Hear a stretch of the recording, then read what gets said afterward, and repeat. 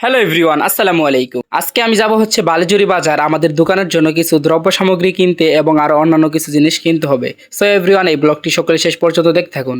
আমি motor cycle দিয়ে গাবের গ্রাম চলে এসেছি। এটা হচ্ছে গাবের গ্রাম বাজার। এই বাজার আপনারা কি চিনেন অবশ্যই বলবেন। এভরিওয়ান, আমার এবার এই গাবের গ্রাম বাজার থেকে অটোতে যেতে হবে বালিজুরি বাজার। আমি এখন আসি হচ্ছে অটোর ভিতরে, যাচ্ছি বালিজুরি বাজার। সো গাইজ দেখতে পাচ্ছেন হচ্ছে এটা হচ্ছে pilot high school.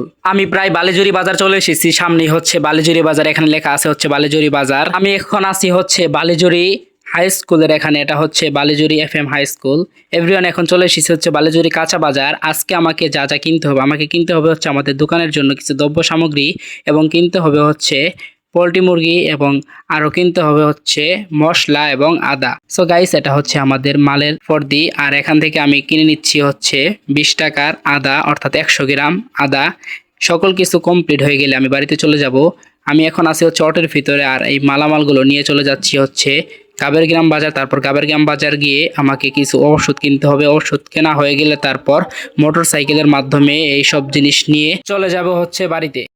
So guys, এই ভিডিও যারা এতক্ষণ পর্যন্ত দেখতেছেন সবাইকে অনেক অনেক ধন্যবাদ। আর আমি বাড়িতে চলে এসেছি, সবাই সাবস্ক্রাইব করে দিবেন চ্যানেলটি, এবং টিকটক থেকে দেখে থাকলে অবশ্যই ফলো করে দিবেন। আল্লাহ হাফেজ।